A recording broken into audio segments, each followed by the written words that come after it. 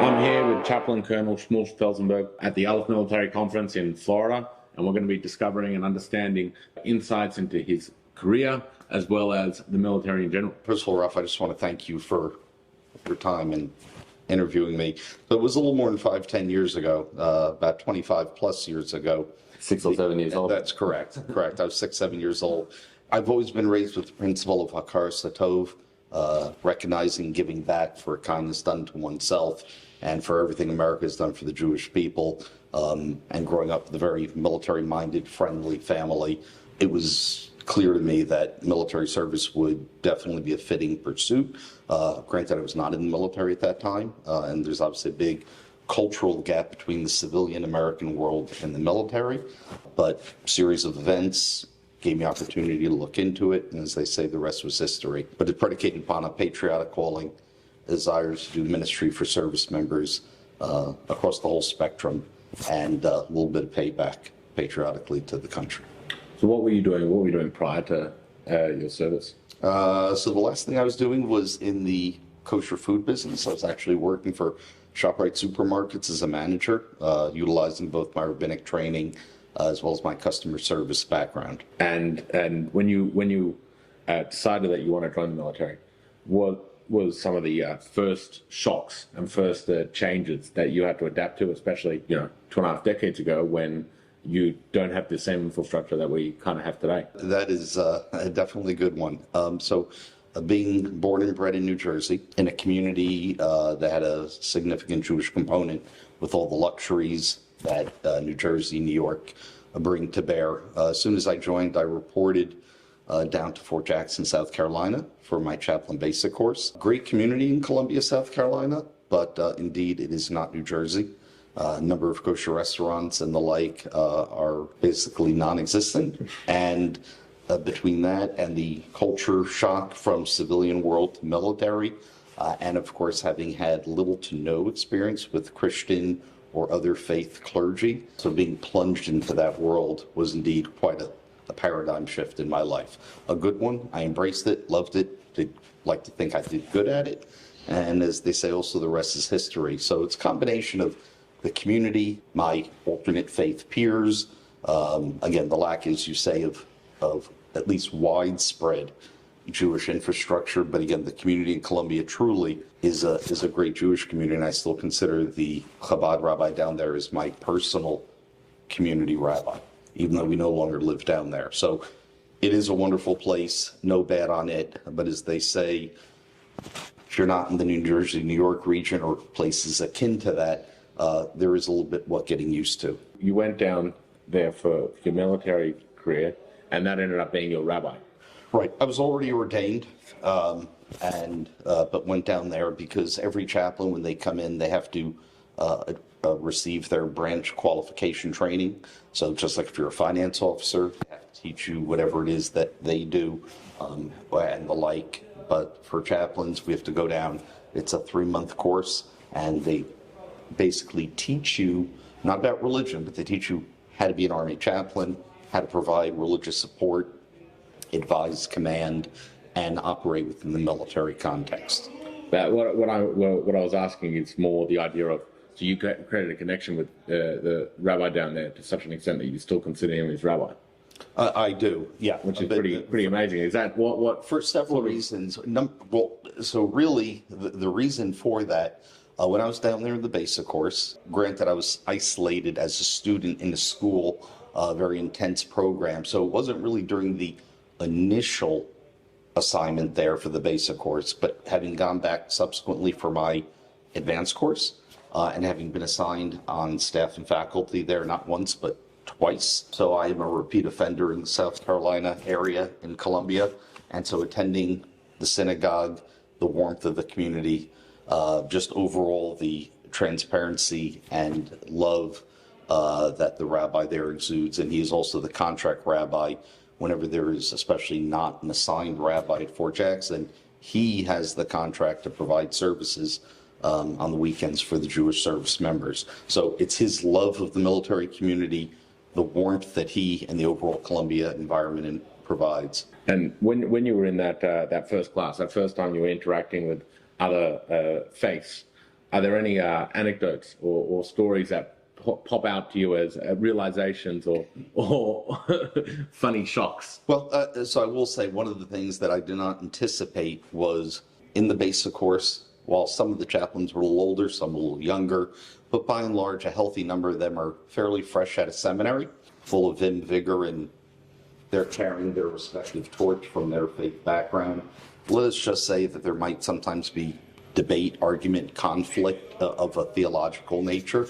I found myself not at all part of those arguments, with the exception that often when, be it the Catholic and the Protestant or other faiths or sub-faiths under those categories, and others would often have their debates, they would seek, for some reason, me out as the rabbi, as if somehow an inherent subject matter expert, to give his opinion to help deliberate who was right, who was wrong. Really? Which I found humbling and amazing, that their arbiter somehow of ultimate right, wrong, based on whether it's Bible interpretation or others, they turned to the Orthodox rabbi and said, so who's right? Tell us. What's the interpretation, or how do you look at this? So that was a humbling experience, just as one. But again, getting into the culture, doing it simultaneous with some of these folks who are wonderful peers in ministry overall.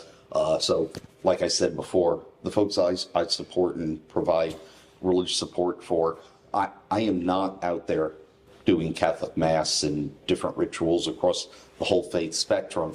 I'm bringing some of those people in to do it for my folks, or I'm referring my folks to them.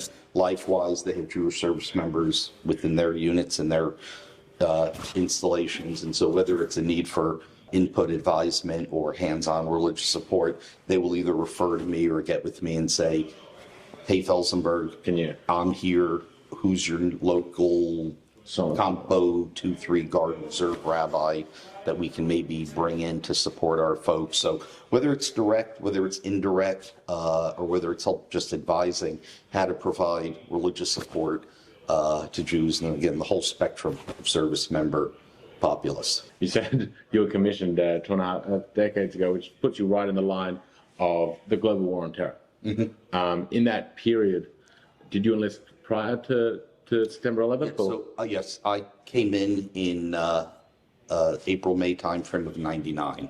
So I'm a pre 9/11. So what was that day like for you? And prior to that, I guess let's start off at this point. Prior to that, what was the trajectory of your thoughts on what your military career would look like? And then obviously that day changed everything. So when I joined, they always tell you, take it slow, don't presume too much. No one also never knows exactly how successful or not. And at a certain point, if I'll even be able to get to the end state, successful retirement. But I'm kind of an all-in person. And again, the move into the military, again, married with kids, owned a house and everything, job. There's a lot to give up to make the move and transition, which is not the type of thing that you would do for a one-time 3-year limited stint, which maybe in some cases it's not for everyone. So they do it and they say, thank you, no. But we made a careful assessment and we were fairly certain that was the path we wanted and to give it a shot to go the whole way. So when I came in, as I said, in '99, it was before 9/11, I already saw myself, ideally, as long as the system would have me and I was successful, some people say having fun, I would do 20 plus. I'm already now, like I said, at 25 years. When 9/11 hit, that of course was a major shock to the system, internal, external, to I think every freedom-loving American. I was on the East Coast. I was in the Fort Lewis, Seattle, Tacoma region at the time. I remember that when the planes hit initially at ground zero, it was about 9 in the morning. So where I was, it was about 6 in the morning, 3 hours behind. I was on my way to PT, which is physical training. And I remember as soon as I got to the unit, I had heard something on the radio, but as soon as I walked into the unit, they had the TV on, and it was the fact that the plane went into the first tower, and a handful of minutes later, a repeat. Suddenly we realized, as someone within my immediate area there said, we're at war, in effect. And reality set in real fast. The flood of emotion, the concern, whatnot.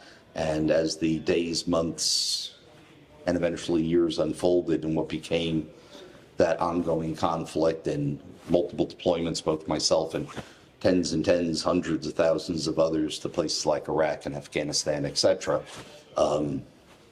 Yeah, very impactful, very developmental from a chaplain standpoint. America had been, to a large extent, in an era of peace, suddenly thrust into conflict, warfare at various levels, and it wasn't just the old time, not to compare, there's so much alike but yet different.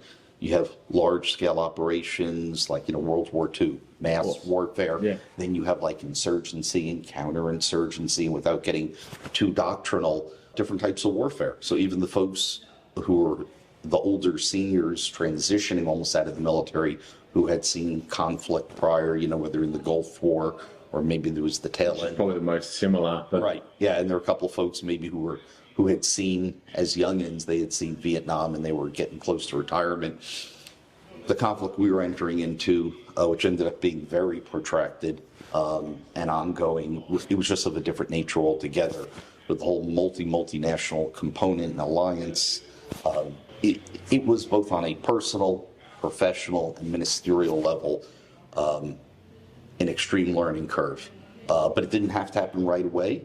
It was drawn out over time, and eventually it builds you into, whether it's a chaplain or another officer or a non-commissioned officer serving in the armed forces, it builds you into what the nation needs to bring the fight to the enemy. So do you remember much of the structure of what happened that day? What processes you went through, and then how that dawned on you emotionally throughout the different points in the day? Because like you said, it hit you like a ton of bricks when you realized what was going on. Mm-hmm. But I'm sure many emotions went through you that day, especially being a almost New Yorker.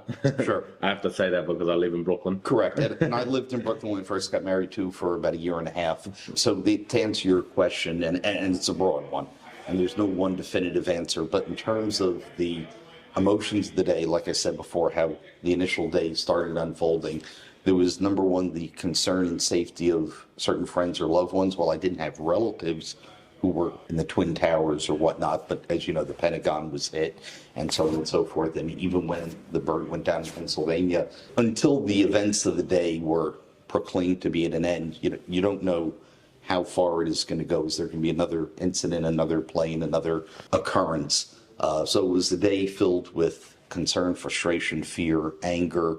Number one, of course, so many people I know did have friends or family. Even here at the conference, we have Jake Goldstein, who eventually for many months was the command chaplain at Ground Zero, who saw untold horror and travesty. So again, the people, whether it's friends or relatives, people who directly impacted or perhaps worked in, around, or near the towers, you want to make sure, friends are safe, and that people who live in New York, in the city, and or commute back and forth are safe. So minus establishing that loved ones are accounted for, then it's just how you look at the days and months ahead that are going to come, and they are going to come painfully fraught with challenge, obstacles, things that have to be done, to include potentially, it was well-known, separation from family, because again, we were going to be thrust into conflict, so we'd have to deploy, go overseas, many months away. I still remember my first deployment. I missed 2 birthdays consecutive of my daughter because she was born in 2003. When I deployed in 2004, it was right before her birthday, so I missed her first birthday. And then I was gone for a hair over 12 months, so I missed her second birthday. So it was perfect timing in that regard. So to be gone just for a year, but yet to miss 2 birthdays of one child, it's little big stuff like that really hits home and lets you know that, oof.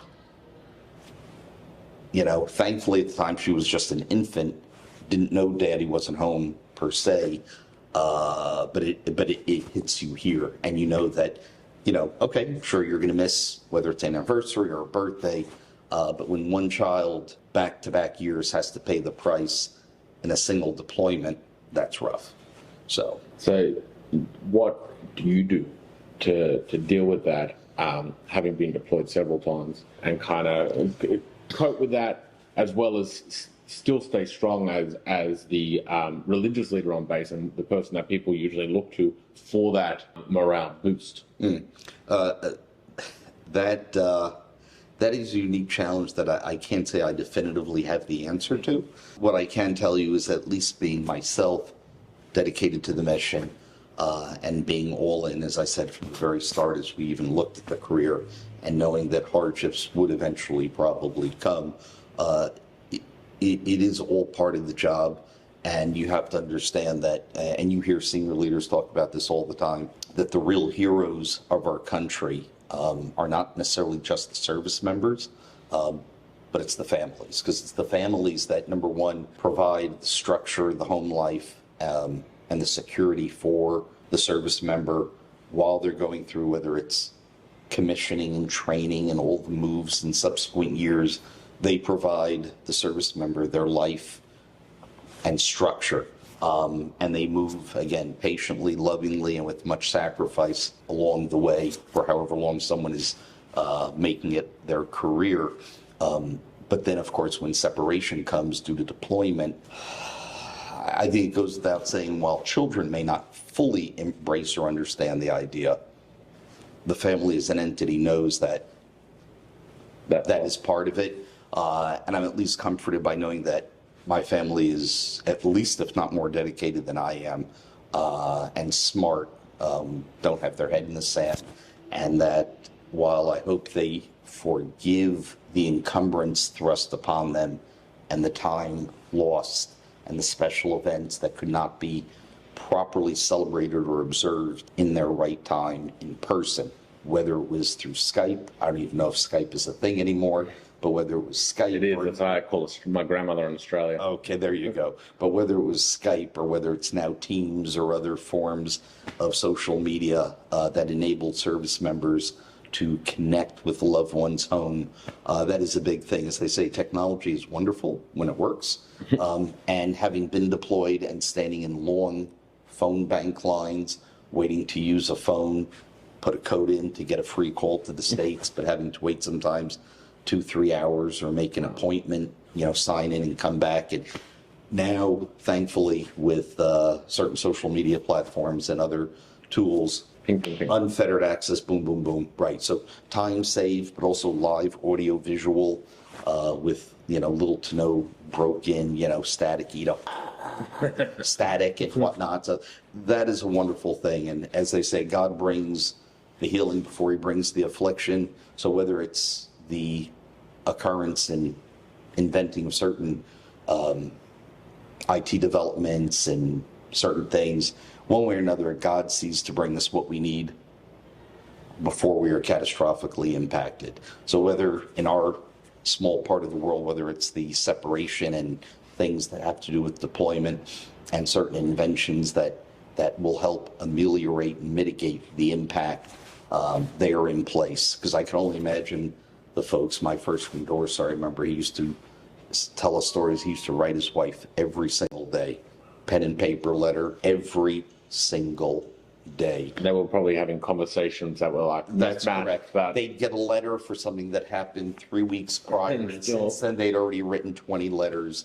And probably responding to the 3 weeks ago thing. And correct. And then letters arriving even after you're home a couple weeks. I could only imagine. But again, to each their own, every generation has its challenges. And I'm just glad that when I came in, everything is divine providence. I believe clearly we made the right decision to serve. It has been a privilege and an honor, and I like to think very successful. Hopefully we made our mark and influenced and benefited the lives of the service members we've supported. And I say we because, again, it's a family effort. Yeah. My wife is the smart one in the family, and that's why the kids are all right. Absolutely. That's 100%. And that's why any senior leader who ever just thinks it's about the troops is sorely mistaken. The day we don't take and prioritize families and put their needs first and foremost, we have already lost the war. Absolutely.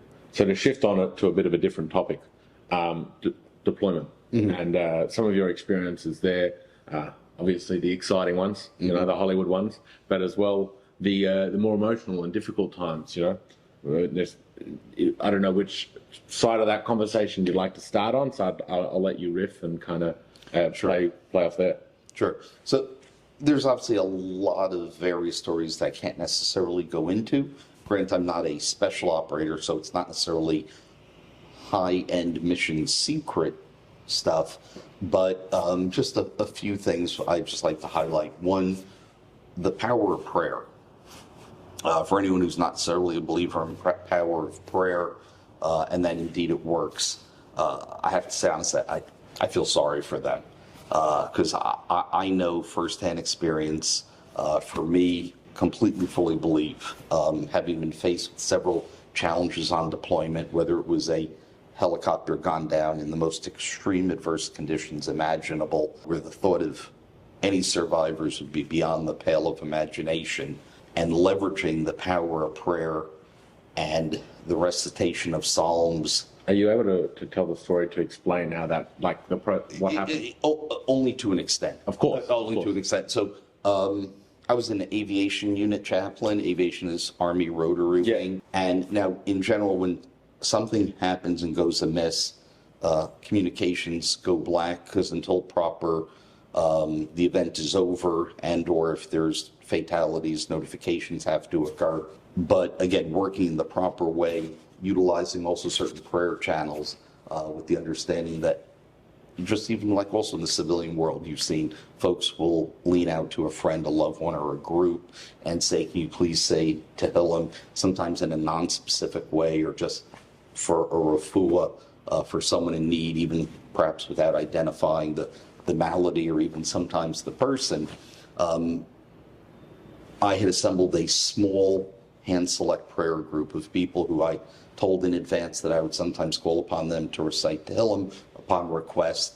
A very small group. It's not necessarily, it's quality, not quantity, and not to say the prayers of anyone wouldn't be effectual and beneficial, but I decided to go with a very small group of trusted people who knew they could not repeat or share outside that group. I was very clear.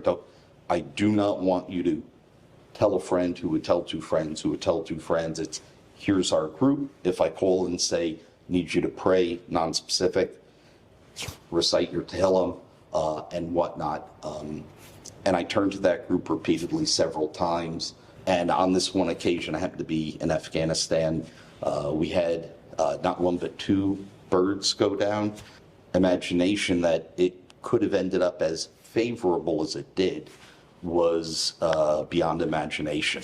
So while through the appropriate method, communications were still up, I tapped my prayer group, again, completely non-specific, sharing zero data, and just gave them instruction to recite Psalms, went so far even as to ask one of them, who was a teacher, to have her class recite Psalms. It was that serious? It was that serious, correct. It superseded conducting the class proper for just at least a brief period of time. But again, completely non-specific. It was just pray, need your prayers, please acknowledge. And I have to tell you, the level of miraculousness with which a potentially, not just potentially catastrophic, but almost unimaginably otherwise catastrophic situation ended up almost benignly problematic, favorable, to where not only did everyone survive, but people walked away majoritively with limited blemish, when the thought of even survival would have been amazing. Incredible. At that point in my life, I said, if I ever remotely doubted prayer, it is no more. And again, that was just one hallucination. Two birds shot down, presumably. Shot that was weather-related, mountains of Afghanistan, zero visibility. One went down, the other went in to try and rescue and secure, and was unfortunately a victim of the very same plight that brought the first bird down. Details that were extremely disconcerting as you're watching live feeds unfold through drones is It'll be a memory that lives have with me to fight forever. their way through. Yeah, well, so what it was a matter first of locating and finding where they were, and then of course securing the site and identifying, making sure that where that was in relation to any enemy presence. It is the type of stuff that gets your heart pumping, gets your emotions cranking, and you find yourself even standing there watching the feed without realizing it. Your lips are moving, you're already praying with no conscious message telling you to do so.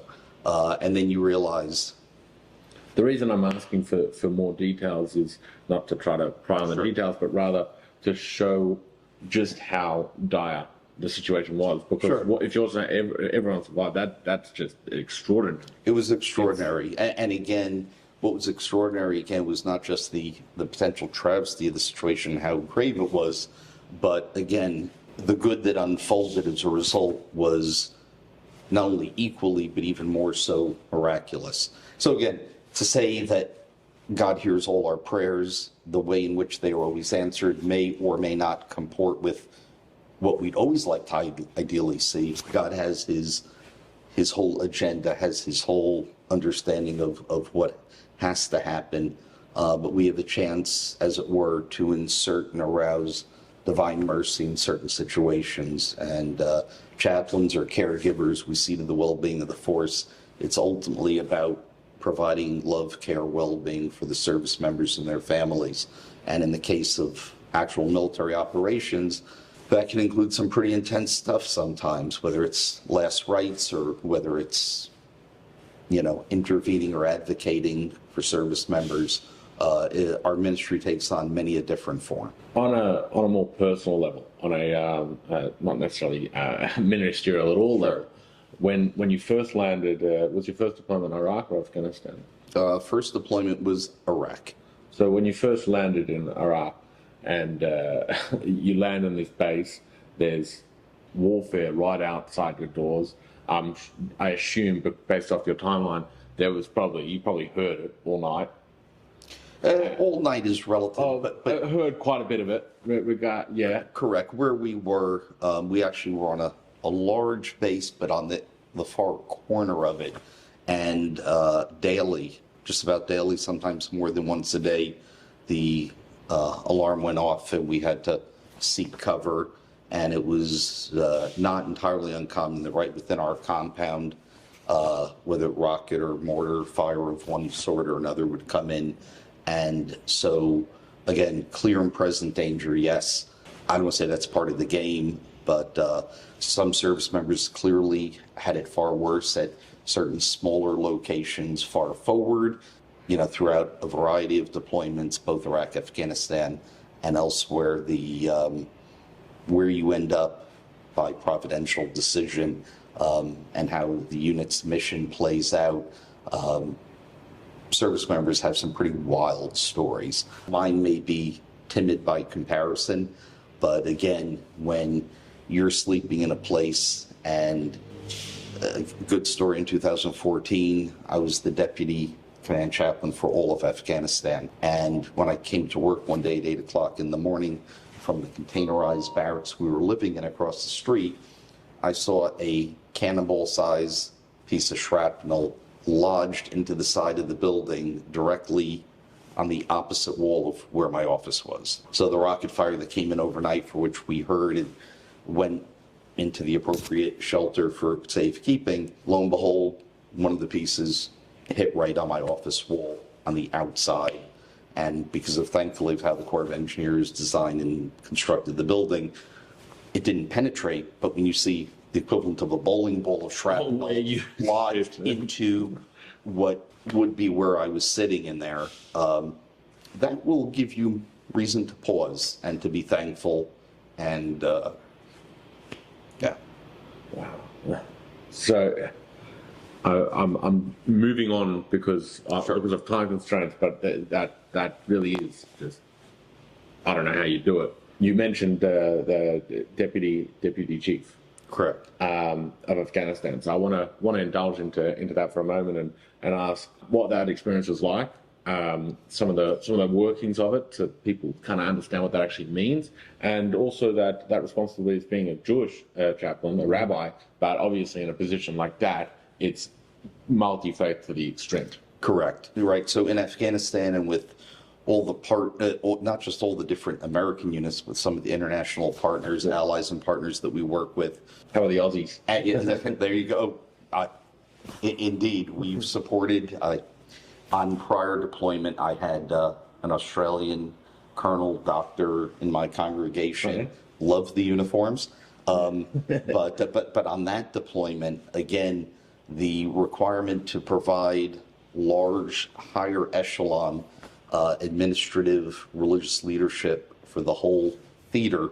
I was a lieutenant colonel at the time, worked for a colonel who eventually went on to be our chief of chaplains, but knowing that your efforts are supporting the entire theater, and that all the units, no matter how far and wide they are spread out, will report up to you. And I just had to report to one immediate higher entity, and the responsibility that comes with that. It is eye-opening. When you look back at it, you're like, wow, that. What are some of the things that you had to do, some of the niche responsibilities that fell on your shoulders? So really my efforts were twofold. A lot of it, I will say, was administrative office-based in terms of whether it's reporting, conglomerating, and pushing up and presenting, as they say, sadly, death by PowerPoint. I don't know how many supervisors I killed by PowerPoint, but as the person who administratively had to help run the religious support for the whole theater, there was the running of it administratively, more so from an office-based environment. However, then there was the flip side. Then there was the battlefield circulation, traveling from the local forward operating bases to some of the logistical supply areas and back and forth, whether rotary wing, fixed wing, and of course tied into that, because I could only spend so much time running around versus taking care of my other duties, I also had to time it carefully and lace in all my Jewish ministry and holiday coverage obligations. So obviously if I was traveling to provide, let's say, Pesach Seder services somewhere, I'd have to carefully choose where would be my most impactful, based either on numbers or mission, where I could go to do the most good for the most people, time that into other visitation and circulation, and then go back to headquarters and continue on with the steady state administrative support of the theater operations. So, yeah, a combination of being out and about and doing Jewish and other ministry, as well as helping run the theater. Do you feel that because you are a Jewish chaplain and because there's such a finite number of you in the military and the army as well, you got to do more still personable responsibilities relative to some other denominations if they were in that position? Yes, potentially so, correct. I mean, as the only full-time assigned Jewish chaplain during a good part of that deployment, we had a couple folks come in, or some augmentees who were brought in for certain holiday support, but throughout the whole deployment length, I was at least the one constant there. So I had no choice but to get out and help share, again, my Jewish support efforts with Jewish service members across the theater. Not that I wouldn't have gotten out, but it was an important forcing function to, again, not get buried behind the PowerPoint and all the reporting and everything that had to be done in an office-based environment, but to be able to direct interpersonal ministry. And so whether it's even supporting unit ministry teams that answered to me and people with whom I worked, or whether it was actually supporting the service member customer, the end customer directly, it was all a privilege and an honor. Obviously, the position that you had in Afghanistan to anyone is considered quite an honourable position. And I know you're a humble man, so I'm trying my best not to not to push you up too much. So where did you go after that, and where have you moved on to in the past few years? So when I was in Afghanistan, the assignment that I was actually assigned to, that I went to Afghanistan for the year, I was in South Carolina. It was one of the times I was based at the chaplain school. The quick remaining 10 years or so that brought me to the present was I went from the chaplain school to left there in 2015, went to work in the Pentagon for 2 years to 2017. Then for 2 years, I went to be the division chaplain for the 1st Infantry Division at Fort Riley, Kansas. Then in 19, had the privilege, only a small handful of chaplains are selected to go to War College as a resident student, because you definitely don't want to do the box of books, as they call it. So to be a resident student is a big win and a significant honor. So from 19 to 20, academic year 20, I was at Carlisle Barracks in Pennsylvania. Then after that, I went back to the schoolhouse. You see a recurring theme there. Everything, they call it the heart and home of the U.S. Army Chaplain Corps.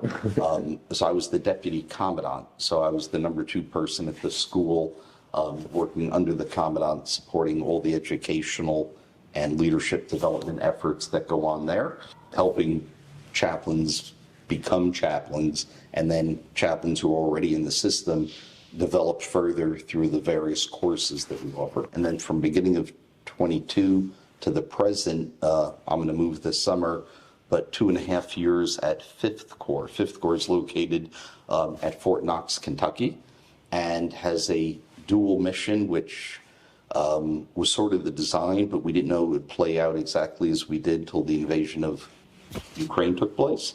And so our corps is a headquarters. It is America's only forward deployed corps, and a corps is the principal operational level that runs warfighting operations. And so as part of the assure and deter, assure our allies and partners and deter our enemies, 5th Corps was sent forward in March of 2022. We were located, our headquarters in Ansbach, Germany, but our theater that we controlled was 10 countries on the eastern flank of NATO in Eastern Europe. So it was from Estonia, Latvia, Lithuania to Poland, and then down into Romania, Bulgaria, Slovakia, Hungary, Georgia, and technically included Ukraine itself, although we didn't conduct warfighting ops, nor did we have service members in Ukraine. But that whole flank that simply faced the Russian invasion so that they could go just so far but no further, that is the 5th Corps mission. So we have a split headquarters, and I am the 5th Corps command chaplain. So you're based now in Kentucky or in Germany? Germany, when we were deployed for 6-7 months, that is now done, but we have a forward headquarters in Poland. So technically my office, my section is split between the two. Right. But day to day, usually I'm in Kentucky. I think what would be really interesting to understand a little bit more about is what is War College, and what are you learning there that you need a year and will give you a ability to do a job that other chaplains necessarily might not be able to. So War College, whether someone does it as a resident student or by distance learning, is a level of military educational qualification that is required, or at least significantly preferred, to hold a job at either the corps level or above. Certain jobs you're precluded from if you don't have War College certification. It's simply learning the fine art of the high operational level of warfare and all that goes with it. Exactly why and how I was selected, as with many things, whether it's promotion or other, there's a board that meets, and through whatever numerical system they evaluate you and you get chosen selection, you make the cut. Like I said, for me, I had no interest in doing the famous box of books, but to go, when you go, although you always represent the chaplain corps, you are really going, though, also just as an officer. So whether you're there as a chaplain, a finance officer, an infantryman, or armor officer, you are there to learn the same curriculum. The only caveat is that as a chaplain, because we're non-combatants by definition, there's an additional prelude to the course you have to attend in order to bring you up to speed, just to make sure that you're on par with all the line officers and whatnot. But the year, so it's really an education in war and what the system's going to do. So correct, you can and because ultimately when you're operating at the higher echelons, amongst senior leaders, you have to be able to both understand as well as speak the language and realize that what is happening is not just at the tactical level, and the import of some of the decisions made and how they are derived and how the different instruments of power all interplay. One of our speakers this weekend talked about diplomatic, economic, military, informational, and how all these different methods and instruments of national power just meld and weave in with one another, and how they can be brought to bear against a potential enemy or adversary. And so if you don't understand it, I'm still trying to wrap my hands and brain around it all. It's an ever ongoing process, but if you don't even have the rudimentary educational understanding of what they are and what the principles are, you can't speak the language, you can't advise cogently. And they don't have time to explain to you when they're making critical decisions. Correct, that's it. It's, Yeah. you know, hey, you're a corps chaplain, you know, the 3-star needs this, and you're presented with a series of facts or a dilemma. And so as part of the staff, you have to do your decision-making process and try and present them a best course of action with enough justification why to go with course of action A over course of action B, and the ramifications of doing or not doing so. Right, that makes sense. So now that we've got that basis, can you talk a little bit about your responsibilities, the Fifth Corps responsibilities, and what you guys are doing over there? Sure. So for Fifth Corps, again, because although based in Knox, but with a forward headquarters in Poland, and with numerous countries along NATO's eastern flank, right now we have about 23,000 service members across a wide spectrum representing every possible rank, racial, religious, other demographic, and to provide world-class religious support to each and every one of them. And or for those who may not even have a professed faith, again, seeing to their well-being, whatever spiritual need they identify with, and working with the team of chaplains. We have about 58 unit ministry teams who help provide that across a huge swath of real estate, administratively running that organization, and whether it's collecting their reports, doing an analysis, helping advise the command on trends, challenges, opportunities, and how to best leverage the tools, which are, in this case, our chaplains and religious affairs specialists, how to best bring, as the expression goes, God to soldiers and soldiers to God, and to make them more spiritually fit holistically to be a more ready, lethal, and agile force. It's interesting that you say lethal force, because that wouldn't be necessarily perceived as something that someone might think a chaplain would say. So could you tell us a little bit more of why that is still such an important thing? Very simple. To be clear, chaplains are non-combatants. The reality is military by its nature is designed, make no mistakes, simply kill people and break things. That is it.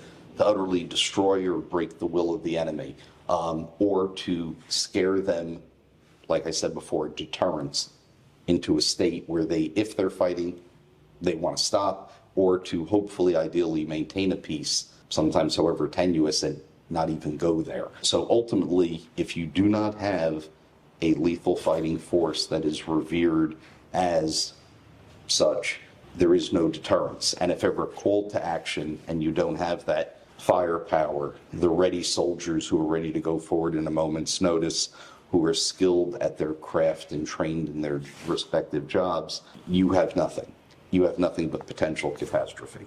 And so ultimately it's a matter of helping provide, as chaplains, the religious support.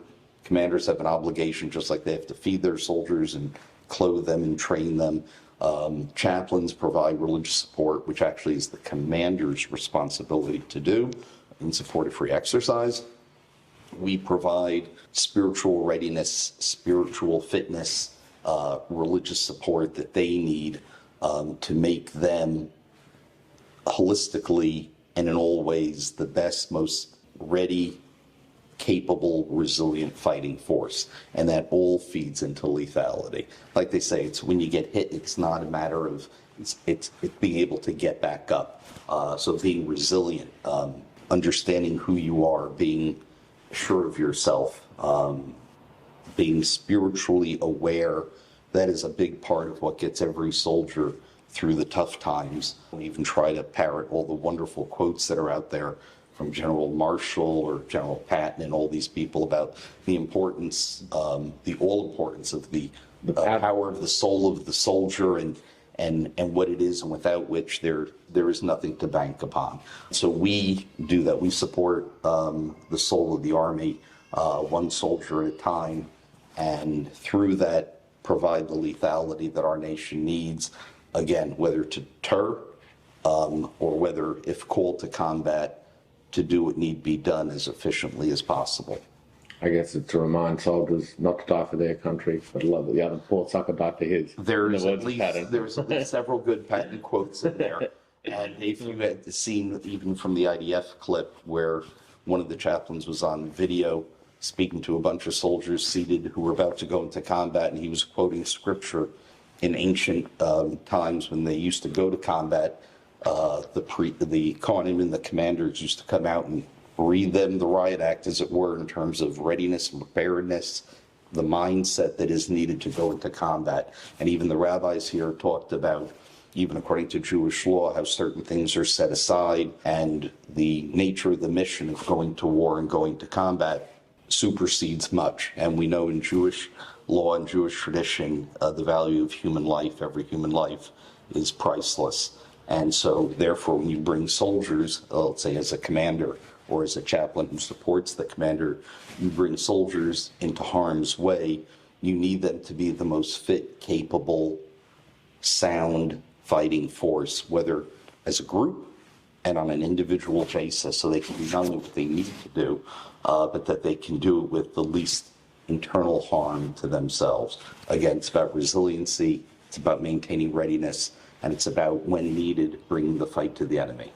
I find that perspective so intriguing because, having spoken to so many chaplains, the idea that I've sort of picked up has always been to try to support the soldiers' internal emotions and almost be a psychologist to an extent, and be the religious beam, but that extra point of view of the whole reason that these guys are doing what they do, and the whole reason for this whole show is that we need to win these wars. We do. But keep in mind, whether it's nurturing the living, caring for the wounded, honoring the fallen, it's all part of what chaplains do. And so whether it's doing a Friday night service on post at your local installation, or whether it's doing a hasty Passover Seder with limited supplies in a far forward operating base somewhere, whether it's providing counseling on an individual basis or couples counseling, whatever the range of pastoral care that's being provided, it is still ultimately all to enhance the readiness of the force. And again, in that sense, we're including the family that's part of it. It's all part of the Army family. Because our service members, again, without their loved ones, whether it's an immediate nuclear family, friends, family that support the soldier, all make up what we call part of that golden triangle. No soldier ultimately is alone, and whether it's their immediate, peers and supervisors, whether it's nuclear family or friends and family that they reach out to and operate in and amongst, that is all what provides the environment that the soldier does what he or she does and helps make up their life. And that is the support team upon which every service member counts. And we, again, are but one small cog in that greater operation to help, on behalf of the command, support the service members. You'd say small cog, but from your seat, it's really the larger cog that moves many small clogs, which sounds like a very... Sure, but remember, though, even within a whole system where you have all those cogs with all the... If you take one out, however small, Oh, the whole 100%. system. 100%. Correct. That's not what I, yeah. So I'm not minimizing, Yeah. God forbid, No. any one or even our contribution. But again, chaplains, again, just by number, it's a very small sector of the force. And what we do in the scope of all the multitude of training and other things that are conducted, it is still a small, thin piece of the pie, but is dearly and gravely important, and without which, again, the soldiers would seemingly lack a very great tool and benefit. So it's our humble privilege and our calling. I mean, we don't do it as a job. We're not showing up to the store and just nothing wrong with stocking a shelf or whatever a person's vocation may be, a profession, a job, or other. But for us, it is a calling, and it's a holy Dedication calling. of life. It is, and so we're dedicated, and while all things eventually must come to an end, there is a certain terminal age or number of years that you can serve, so eventually transition out of the military will hit everyone at some point. For as long as that joyful service lasts with all of its benefits, all of its hardships, it is extremely rewarding. It is arguably truly like nothing else that I can imagine, and I'm not belittling or putting anything else or anyone Yeah, else's. 100%. Correct. I'll phrase my question a little bit differently, or even really use the same phrase, because you'll hear where I was going with it. Your position as a clog that moves many clogs often sounds like a very logistical position, and people might look at it as, okay, so he has to work out all the different dots and the pins and so on and so forth. But how much does he actually know what's going on the ground? How much does he know how the morale is on the ground? So my question to you is, being on that front, looking at the Ukrainian war with Russia, where there are thousands of American soldiers who are standing there ready to go, day in, day out, just waiting almost to an extent, how difficult and challenging has it been to maintain an understanding of the morale down there, and how has the morale been down there, especially relative to being in a very hot situation of Afghanistan and Iraq? Truly a great question, and don't want to minimize it by saying very easy. So there is a term commanders often have that, amongst others, chaplains included though, are the eyes and the ears of the command. And with our chaplains and religious affairs specialists, which are the enlisted or non-commissioned officer counterpart that supports each chaplain, they are the eyes and ears. And so their presence, their ministry, their watching, their assessing, their counseling numbers that they report up, as well as their identified trends. Sometimes they know whether it's a morale issue or whether it's a certain challenge or obstacle that soldiers are trying to deal with or come to terms with. Sometimes they will say, oh, here's an issue, here's a challenge, here's a problem. Other times they will just report up numbers, and it will take us from the higher level looking holistically over time at the numbers they report up in conglomeration with numbers from sister units in the area to spot trends, look for reasons, do an analysis. But again, with soldiers sprinkled spiritual fairy dust in a sense throughout they don't make up huge numbers of the force, but every battalion or above has a chaplain. We are in that theater, we are very well manned. In terms of sometimes units struggle with vacancies. We are very well manned, so our chaplains are forward present, eyes and ears open, reporting what they find. We take and advise senior command, and that gives a very good sense as to morale or other challenges or opportunities that we have in terms of caring for our soldiers. So what have you seen is the morale and the emotion? It is good, it is strong, it is high. The key is when senior leadership, and they do, palpably realize, embrace, and convey the historic nature of what the service members are doing on their mission, service members see the fruits of their labor. Now, the only significant challenge, I will say, while the Russians have not spilled over into NATO territory, as with anything such as suicide prevention or other, sometimes it is hard to quantify exactly what doesn't happen. Right. You can count things that happen, But when you try and count and see, engage, and articulate the impact of what's being done by something that is not happening, namely the fact that our sure and deter is successful, you have to hope, indeed, and thankfully the service members do, that even though they are not dodging bullets and returning fire, which they are indeed very good at when called to do it, that they understand, oh my gosh, we are here, we are doing a historic mission, we are keeping a potential horrific enemy at bay, and the nature of what we are doing on a day-to-day basis, even though it's not warfare proper, it's all part of this spectrum of competition where we're deterring the enemy successfully. And what World War III scenario we would be in if we could not deter. It goes back to that lethality. Right.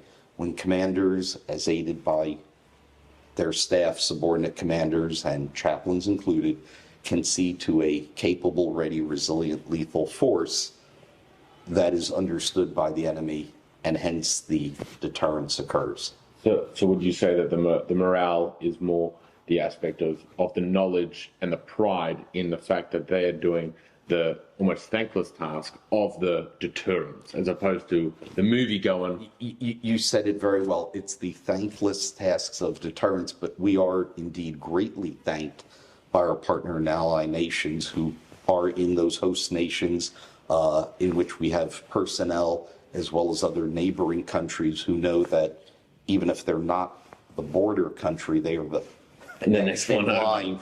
Correct. So again, we don't have to even struggle to win their hearts and minds, because the fact that some of them are intact and fully on the map as they desire to be, they owe not just to their own efforts, as significant as it is, but to our efforts in combination with the NATO alliance and helping again bring a resilient, lethal force. There's our own service members enhancing their training and readiness efforts to enhance their lethal efforts, as well as the NATO battle groups, which are a combination of forces scattered throughout those border countries, all in an effort to enforce and ensure the appropriate level of deterrence of the enemy. Napoleon didn't stop with Prussia, Hitler didn't stop with Poland, and Ivan the Terrible didn't stop with the Dnepropetrovsk. Correct. And ultimately, the bad person or the bad force of evil will always be tempted to go one more, the extra step, and it takes the credible threat of a force that is ready to step in and stands on the vanguard, right on the border, to ensure freedom for the nations and the allies and partners.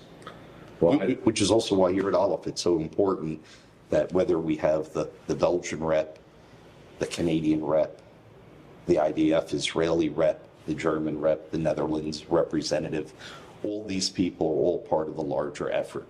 Friendly nations, peace-loving people, represented here by their respective chaplains or religious coordinators. And it's a wonderful thing because we call it interoperability. And interoperability, where we are interfacing with and building relationships with our partners, allies, and host nation countries, is ultimately what will be most successful in the end. We've gone well over the presumed time, so I hope it'll give you plenty to cut out and edit. Just be sure to get my good side. So I definitely will. I wanted to give you the opportunity to say anything or talk about anything that relevant to the front that you're on right now, or in general, that I didn't touch upon, if there is. Two things I would just offer. So one is I referenced the power of prayer. So for folks who are not in the military, whether it's the average American citizen out there, member of the Jewish community, or friends or partners worldwide, they should realize that whether it's the conflict in Israel, whether it's what's going on in Europe and the Ukraine or elsewhere, wherever evil rears its head, their power of prayer, recitation of Psalms can have a huge impact to help stem the tide of evil in the world. And as referenced earlier by my own experience, I have seen the successful power of that prayer. And the famous story goes with King David and his generals. And so while there is always going to be people who are on those front lines, or the supporters of the force who are behind those people on the front lines, supporting their efforts, there still ultimately has to be yet another support entity. And what David HaMelech was able to do for his generals who were forward actually persecuting and waging the wars, and he provided the spiritual component. There's not a man, woman, or child out there who can't join that fight against evil and recite a couple extra Tehillim, light Shabbos candles, prayers, and ultimately contribute that to the effort. I would say that is a takeaway. So if someone thinks, oh, I'm not fit for military service, or what could I contribute to the fight, or I don't have the means to donate, the fact is everyone has the ability to pray or to do acts of kindness. And ultimately that alone will bring the ultimate lethality to our efforts. Thank you very, very much. Thank you very much for your service Ralph, and for your thank you. time. I appreciate it. Okay. Cheers.